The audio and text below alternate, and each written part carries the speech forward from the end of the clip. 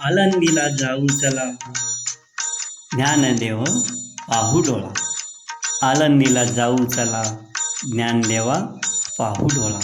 संत तुकाराम महाराज या अभंगामध्ये ज्ञानेश्वर माऊलीच्या गुणवर्णनपर अभंगामध्ये म्हणतात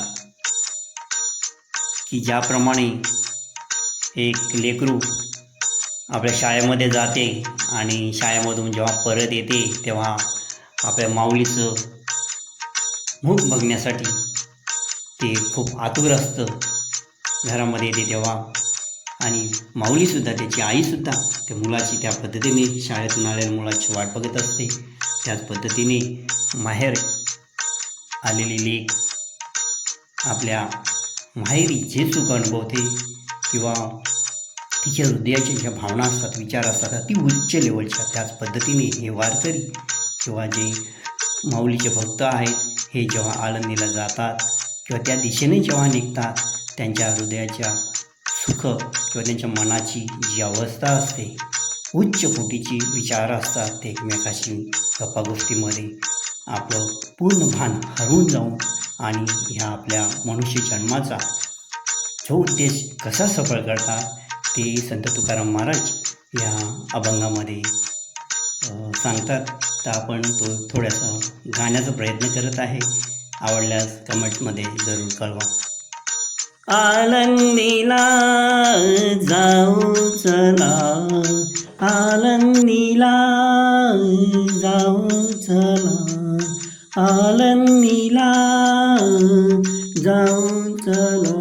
पाहू ज्ञानदेव ज्ञानदेव डोळा, पाहू ज्ञानदेव ज्ञानदेव डोळा.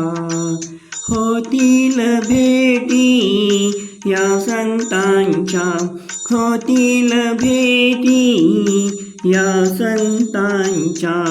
सांगू सुखाची या सुखाची या गोष्टी, सांगू सुखाची या सुखाची या गोष्टी.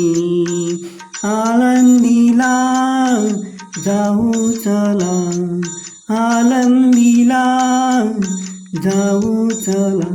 पाहू ज्ञानदेव ज्ञानदेव डोळा, पाहू ज्ञानदेव ज्ञानदेव डोळा.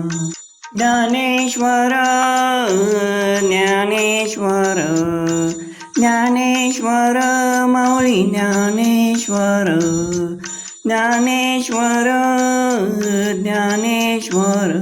मुखी जपता जपता चुकती फेर, मुखी जपता जपता चुकती फेर. ज्ञानेश्वर ज्ञानेश्वर मुखी जपता जपता चुकती फेर, मुखी जपता जपता चुकती फेर. आळंदीला जाऊ चला, आळंदीला जाऊ चला. पाहू ज्ञानदेव ज्ञानदेव डोळा, पाहू ज्ञानदेव ज्ञानदेव डोळा.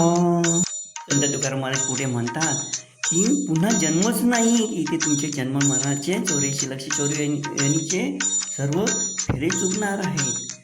पुढे तुकाराम महाराज जन्म नाही रे आणिक, जन्म नाही रे आणिक, जन्म नाही दुजा रे आणिक. तुका म्हणे माझी माझी वाक, तुका म्हणे माझी माझी वाक, तुका म्हणे माझी माझी वाक. आळंदीला जाऊ चला, आळंदीला जाऊ चला. पाहू ज्ञानदेव ज्ञानदेव डोळा, पाहू ज्ञानदेव ज्ञानदेव डोळा, पाहू ज्ञानदेव ज्ञानदेव डोळा. तर संत तुकाराम महाराज ज्ञानेश्वर माऊलीच्या गुणवर्णनपर अभंगामध्ये हे आम्हाला समजावून आणि या मनुष्य जन्माचा जो उद्देश आहे तो सफळ करण्यासाठी एक सुंदरसा मार्ग दाखवतात.